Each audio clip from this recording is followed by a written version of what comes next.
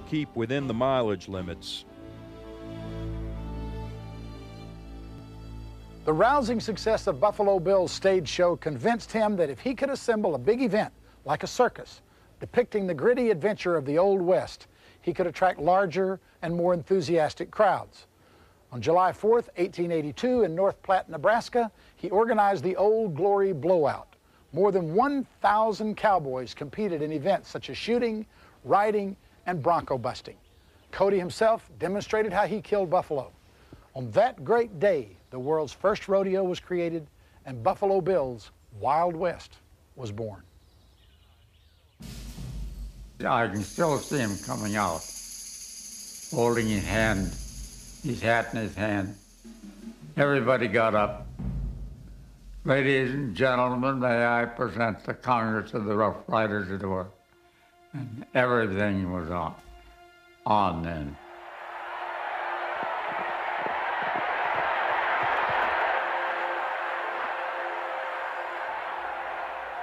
From the very first Wild West performance in Omaha, Nebraska in May of 1883, Buffalo Bill created a successful formula that kept audiences and critics riveted for over 30 years.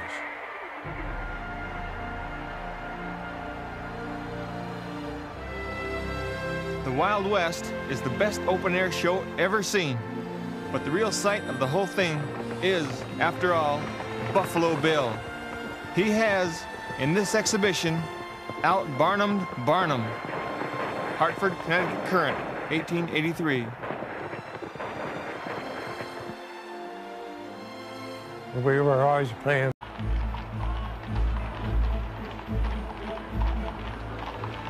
But the Wild West was a colossal success overseas as well, touring 12 foreign countries and making numerous command performances for the crowned heads of Europe. The American West was a fascination, and Buffalo Bill symbolized America. London, 1887. Dear Brother Al, if you see a good place where I can invest some money, I can send it, for we have a few scads now, and am liable to have more. I am running with such men as the Rothschilds now. I have been offered $1 million for the Wild West, providing I stay with it 3 years. Goodbye and good luck, and be very happy, Brother Bill. There came to us some white men who wanted a band of Oglalas for a big show the other long hair had. They told us this show would go across the big water to strange lands. And I thought I ought to go, because I might learn some secret of the white men that would help my people somehow. Black Elk, 1886. Over the years, more than 2,000 Native Americans traveled with the Wild West.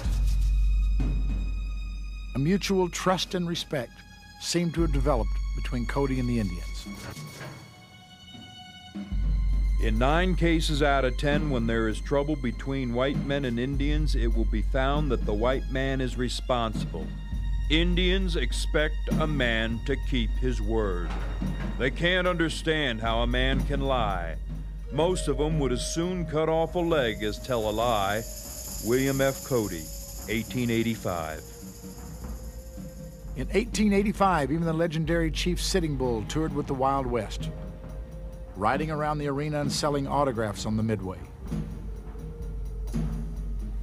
Sitting Bull, when he toured with the Wild West, he would often be cheered and get an ovation in Canada. But when he toured through the United States, people would often spit at him. It seems that they forgot that Custer was armed and up to no good as far as an Indian was concerned. After touring the United States, Sitting Bull wrote, I wish I had known this when I was a boy. The white people are so many that if every Indian in the West killed one for every step they took, the dead would not be missed among you. I will go back and tell my people what I have seen. They will not go on the warpath again. I have learned much. The Indian must keep quiet or die.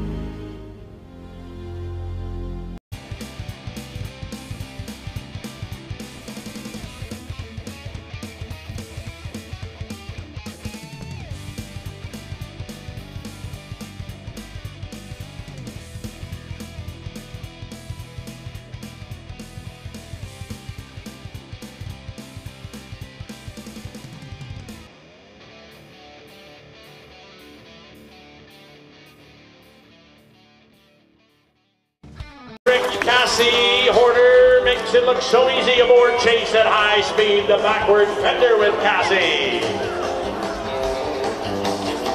The side back bend is the pride and joy of every chiropractor. Shelby does it a horseback at a high rate of equine acceleration. Shelby and the side back bend. Do not try this at home. We call it the 1 foot stand into a flyaway as Cassie Horner makes it look way too easy. You like what you see, you let them know about it. As Shelby and Willard are back now, performing the reverse neck layover.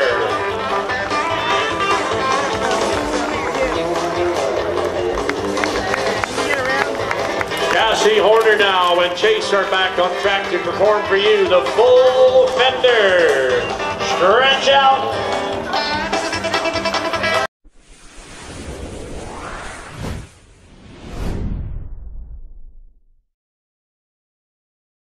This is the video recap from the RFD TV's The American. There were 21 barrel racers entered in the richest one-day event in Western sports history. The Longo saw crowd favorites 70-year-old June Holman and history-making Clint Sherlin just missing the Final Four shootout. The top 4 moving on to the shootout were Lisa Lockhart with a 13.983, Shelly Anzik with a 14.127, Robin Herring with a 14.145, and Jane Melby with a 14.167. The shootout was real intense and started out with veteran NFR rider Jane Melby knocking over a barrel.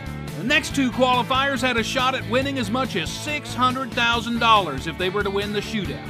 However, both knocked over a barrel, and that left one last NFR rider to compete for $100,000. Lisa Lockhart